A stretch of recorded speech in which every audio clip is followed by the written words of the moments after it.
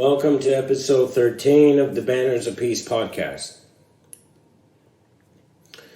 Today's topic is on the struggles of the human being to be honest, to be aligned to themselves, and all the obstacles that are there. See, the epitome of enlightenment is reaching an understanding, a clarity, where no obstacles have ever been. Now, from a state where we are burdened by obstacles, this is not real to us. And this is due to the shrinkage of our awareness. This is due to a false identifying mechanism occurring within our being inspired by us. Okay, so to come out of this state of shrunken awareness, of which suffering is the king, suffering is the result. See, the best way I can put it, and this is a concept, this is a way that I am explaining it here. Suffering is the illusion king, or the illusion king. So what does this mean? That means that when the illusion is deemed as real, suffering is king. When the illusion of life is understood, that's when suffering doesn't exist anymore. It had never existed. So the king had never been. Now, for us to get rid of our suffering, there's a saying. So they say that just as to come out of hell, you got to go through hell to get out of hell. You got to go through the illusion to get out of the illusion. Hence, within this illusion of life, there are triggers, or better put, doorways of understanding that'll get us out of the illusion, out from the control of the king that is suffering, from the illusion king. Now, this is not an easy task.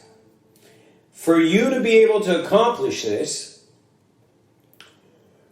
and at this moment, when you are subject to a great suffering or ignorance that's burdening you, it is an accomplishment. So for the person who's just beginning, who's coming out of a storm, or wants to come out of the storm of ignorance and suffering, you need to seek the great accomplishment. You need to seek the great accomplishment, the great attainment. And that is what I prescribe to you. It'll change once you attain it, and the whole phenomena is not what it was, okay? But right now, if you're suffering and you're being manipulated by your own ignorances, by your own impulses, then you must strive and put in a lot of effort to sustain yourself on the path towards the great attainment. And this is why I believe the Buddha brought the path of enlightenment to nirvana. Now, that itself is a very big concept, of which can be a lecture of its own as to different kinds of interpretations. But the way I want you to see it is that when you're in a mess, when you're in a puddle, get out of the puddle. And then figure out what it all is, okay? If you happen to, naturally figure out what it all is, blessings to you, congratulations. But if you're of those people who has a hard time and is stuck in this desperation, this burden, this belittlingness that they cannot explain, then strive towards the great attainment. And consider it to be two banners. So the path that I teach in the Banners of Peace movement is that first you got to come out of the headspace and the filthy patterns that you are shackled by. So first you got to break your shackles. And this begins with an intention, a divine and holy intention, which for a lot of seekers, it also translates to the spirit, the calling of the soul, the spiritual calling towards God. And that's a very beautiful thing, and it occurs in different people in different ways. So do that if you feel a calling. See, because at a core level, at an intuitive level, deep within you as a being, you know there is a better path. Okay, let's forget about right and wrong, and forget about what's the best and what's not the best. You know there's something better than that which the state you're in now. So first get to that next better state. And what I've noticed is that a lot of people, for them, this first step is an identity change. It's a break in identity. So that occurs, and that's one of the things that I've started this movement, is that you set up your own banners of peace. Now see, the Banners of Peace movement is not getting anything out of the people it's helping, because it's a mental framework that is very neutral and applies to everybody. There are many different banners of peace. And that's the interesting thing. So the identity should be you, whoever you are right now, consider above your head a banner of peace of which you have decided to raise. And this is a sign to you, yourself, and to the world around you, and to the universe, and to the supreme truth, that you're on your way out of this nonsense that you're in right now. And I call this phase the efforts towards peace. So you got to climb that mountain of peace now. You got to become a mountain of peace, okay?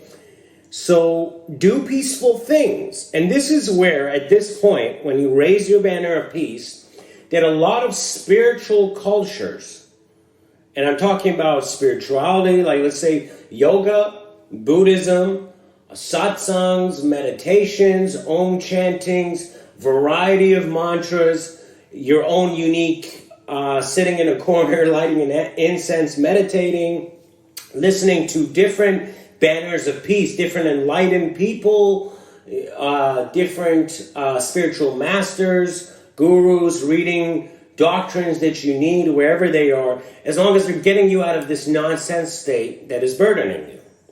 Because the understanding the realities, the supreme reality of life, is not what you think it is, okay? And it's certainly not what you think it is now from your state of suffering and ignorance. Therefore, the step is to just get out of this.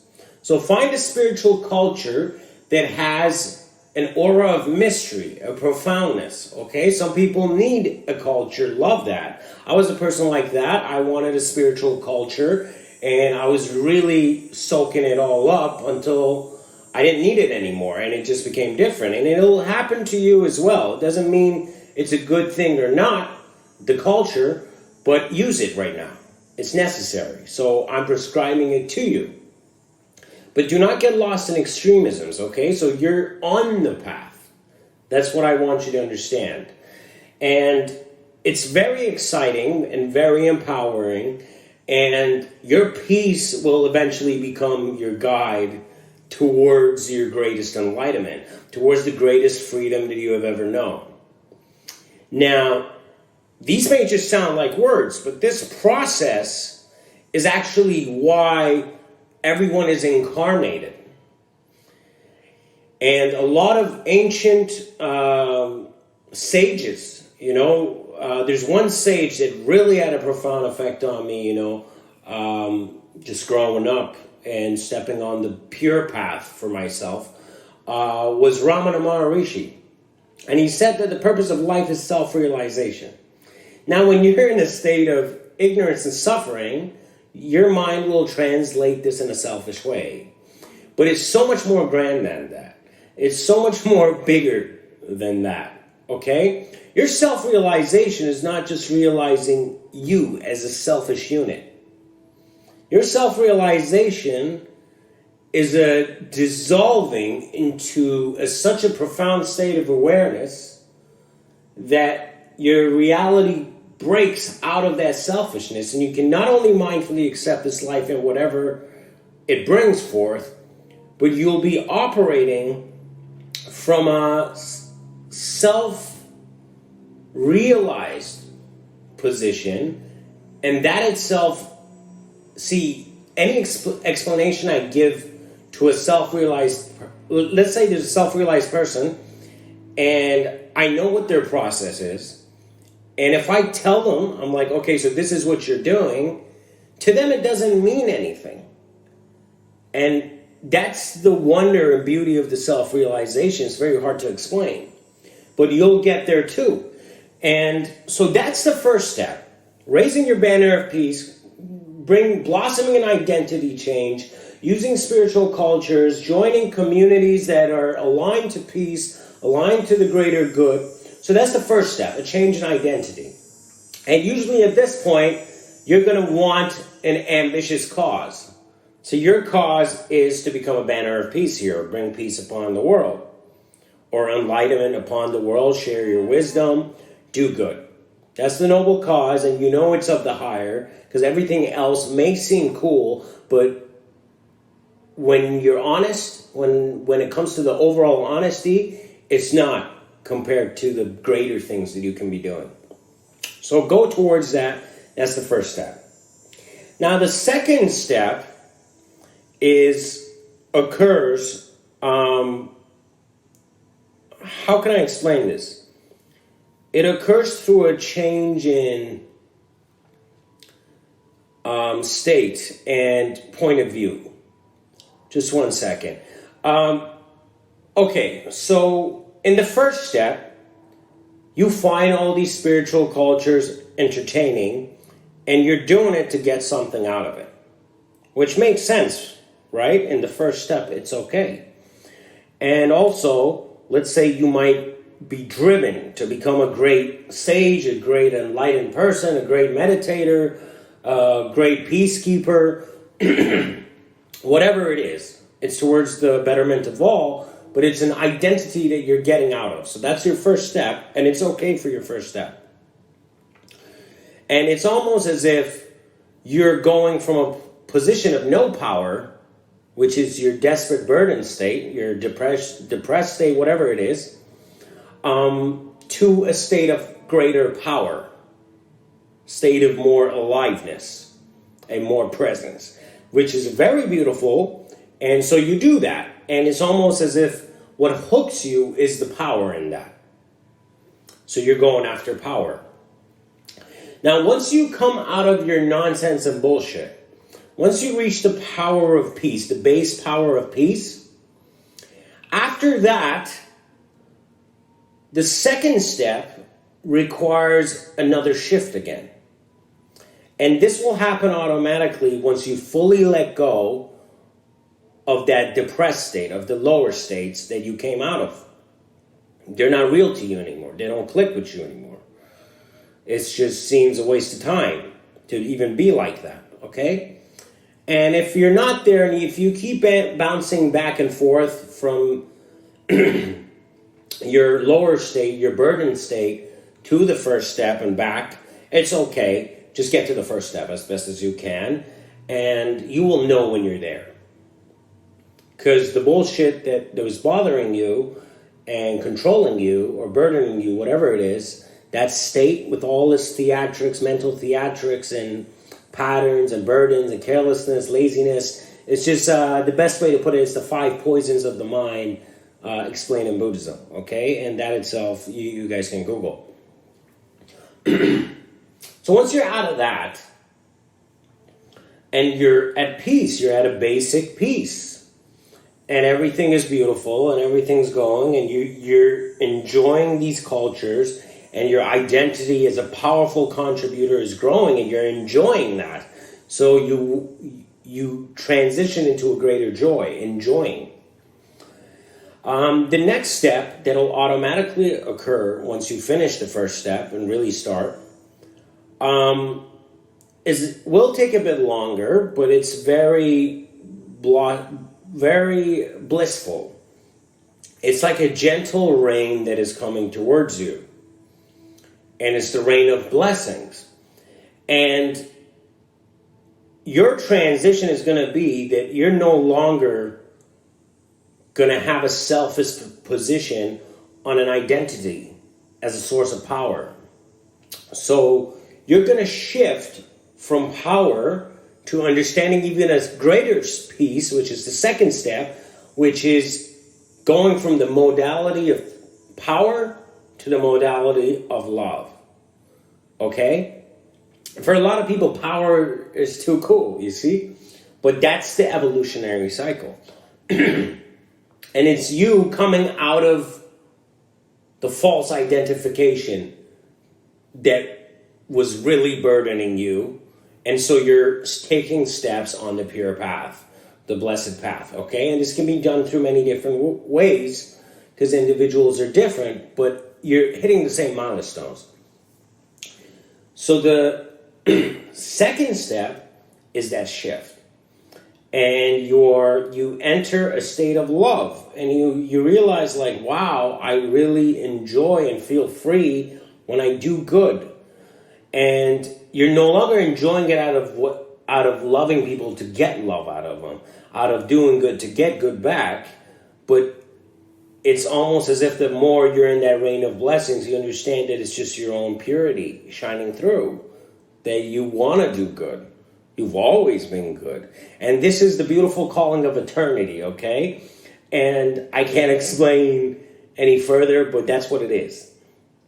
A great, profound realization is coming, and you're not going to even be thinking about that, but it's occurring. And this is where a lot of healing occurs. Profound healing, miraculous healings, miraculous epiphanies, realizations. You completely change. And the people who are transitioning from step 1 into step 2, they're going to be... they might actually just feel slightly depressed again because they're changing. So their joy and value and aliveness was based on what they were getting out of the world, and that is changing. So it's going to feel like a great loss. And when people try to change too fast, it feels like a great loss, and actually they end up going back to that, and they just feel depressed because they were like, okay, I have to go to the next step. So the best thing is to just let it naturally happen, and it will, and just use your intelligence, use your intellect, use logic that is aligned to compassion to get you to that second step, which is the threshold, the great wall of compassion, and it's a whole different kind of peace. So when you reach there, this is the beginning of sainthood for everybody. And a lot of people are doing this. They're just naturally decent people, you know. They don't have to look like a saint, whatever a saint looks like, but they're just like that.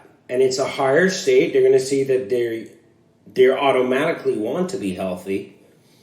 They automatically... they become more sensitive and understanding of people's positions.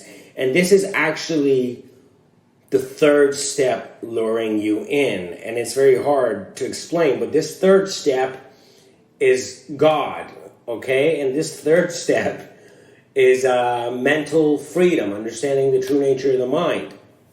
This third step is infinity bringing you home. And mindfulness. So from step 2 to step 3, the quality you're going to see is mindfulness. An equanimous state, equanimity. And a lot of different religions, people who reach this milestone and transition phase, for them it was different. Like they had different kinds of inspiration. So one of them, like in the Bhagavad Gita, it's Krishna telling Arjuna that, just whatever is occurring, go do it, but don't identify as the doer. Ramana Maharshi says this too. It's all the higher power, right? And in Buddhism, it's the Dhamma. You surrender to the Dhamma. For the Bodhisattvas, it's their transition of like, they don't want to reach the final enlightenment until everybody becomes enlightened. And that automatically enlightens them because it's so profound. It's so aligned to that next step. And that next step, you're going to have to, so going from step 2 to step 3 is, that process was explained by Sufis as you die before you die, or getting rid of the ego, confronting the ego. And in Hinduism, it's called Satchitananda, existence, the state of existence, consciousness, bliss. And it's already there. See, it's being revealed. So that's why I believe because everybody has this whole process of enlightenment is the revelation of you to you, which is what Ramana Maharshi said, the purpose of life is self-realization. So profound. Okay? That's why I know that's the reason why, first off, we have a foundation to even communicate and understand each other. We're attracted to unity and love. We need it. Like water, it's required for us. A person who's thirsty for love, they will have difficulties, right? But again, for that, when you reach stage 2, transition from power to love, you're no longer thirsty for love, and you're only in a state of love. And it's not selfish based. It's not based on points of identities and their relationships, you see? So it's like a dissolving. And the great spiritual masters, they confronted life profoundly. But they weren't attached to life. So the transition from stage 2 to 3 came through detachment. And it was called the end of suffering.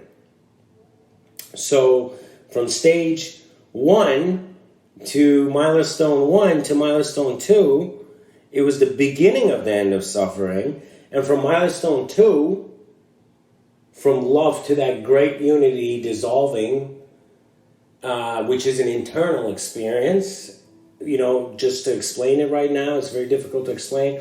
And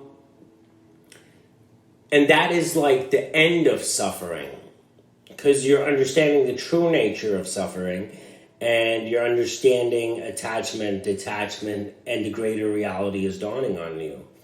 Of which in a poem I've called this the dawn of spring.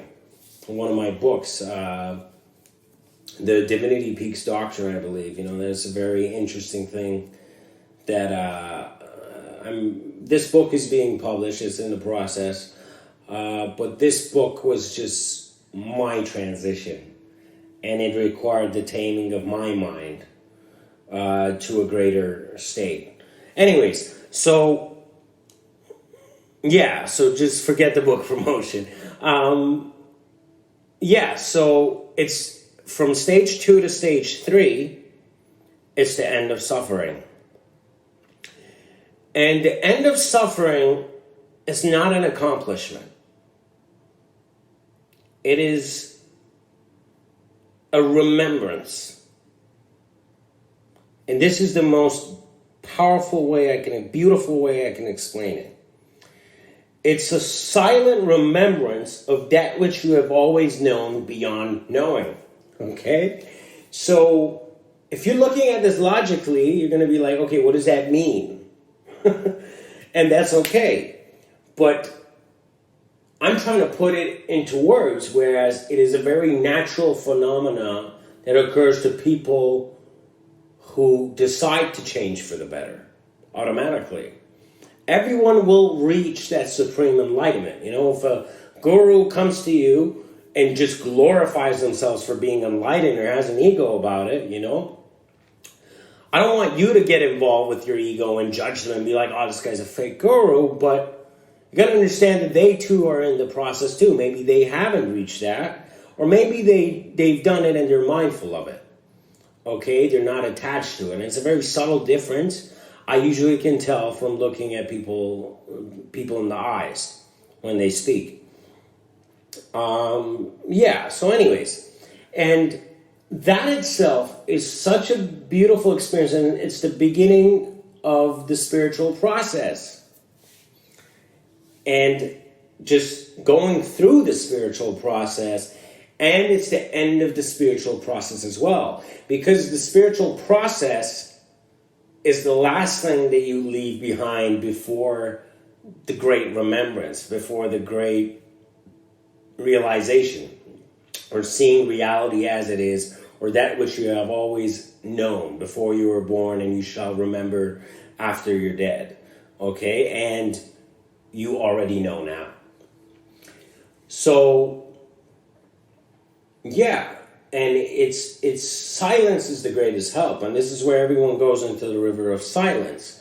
And so the lovers, Rumi was like that. He was in such a state of profound love. And he had such a love for God that he, in some of the poems, said, I'm drunk and getting out of my house, which translates to, I believe it was Rumi. I know Hafiz said that too. Rumi had a quote where he said, I'm so overwhelmed by this love for God that he was just ripping his clothes up and his heart was about to beat out of his chest, something like that. Which they're all talking about a supreme love that takes over you. And that itself is, I guess, the end of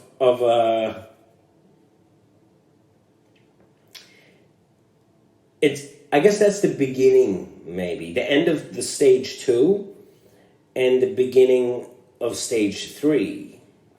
But it becomes very abstract because the more you reach there, the more you don't need this framework anymore that I'm telling you. Okay? And for you begin dissolving in love. And a silent knowing is being awakened in you. And you become your own guide until you don't even need to be a guide for you anymore. In other words, you don't stand in your own way. Even Buddha said that all, the Dhamma, the teachings of the Buddha, it's like a boat that you take and cross the river to nirvana. But you don't take the boat with you, you see? Which I believe Buddha's final teaching was mindfulness. That's how I like to see it. Because the Buddha, for Buddha to reach nirvana, he had to be mindful of the Buddha. Okay? And this is a process that applies to everybody. And I believe that's why in his last words he said to his disciple Ananda, be a light upon yourself. Because that's the way you gracefully transition out of the selfish. You see what it really is. And when you see the reality of things, the wrong way that you were seeing it and the things that you translated from that, they disappear, poof, because that's not what was really occurring. It's like you look at a thunderstorm and you're terrified and you're just having a crazy experience. But then you understand the science behind the thunderstorm and it no longer scares you. So what happened to that terrifying experience you had? See, that was like an illusion. It was real until it was real. You see, it was real until it was no longer real.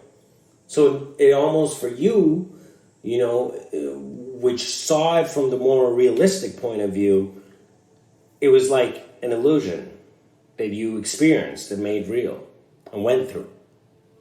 So that is what suffering is right now.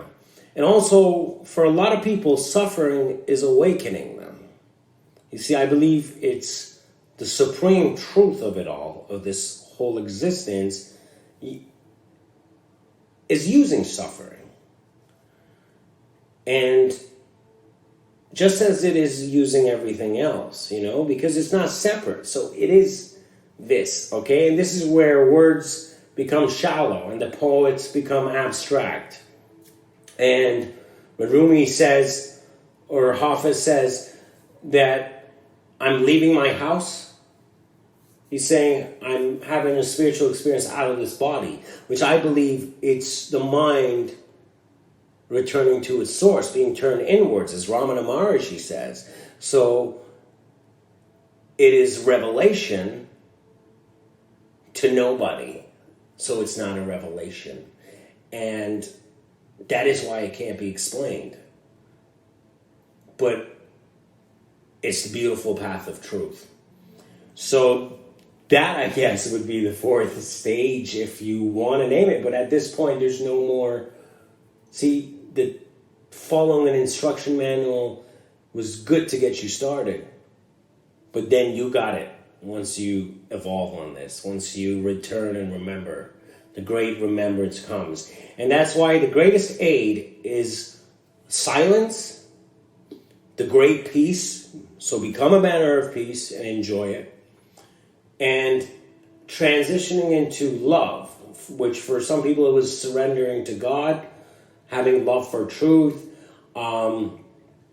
being simply kind. And so the objectives and the goals begin to fade. And that's actually very natural. Whereas for a person who's so objective and goal and attainment identified, it's not at all natural. But even them being like that is part of the supreme flow, okay, to poeticize it.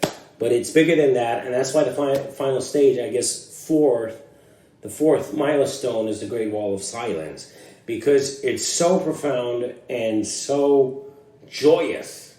It'll just automatically brighten you up, but it's not something that you do. You could do something to get it, but it's beyond all of this.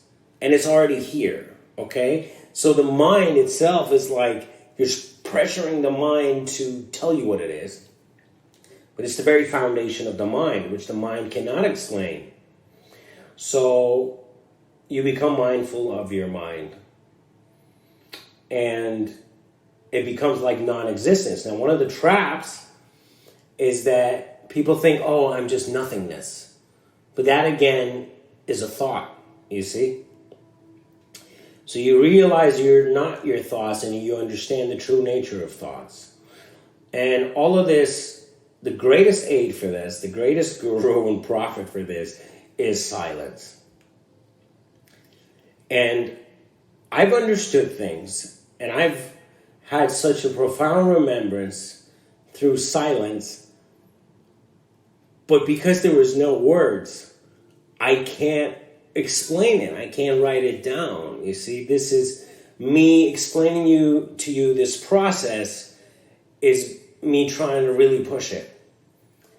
And this is the best I can do at this moment. Okay? So anyways, this is the heart and soul of the Banners of Peace movement. Yours truly, the Speaker BOP. I hope you enjoyed this lecture. Thank you for listening. Namaste.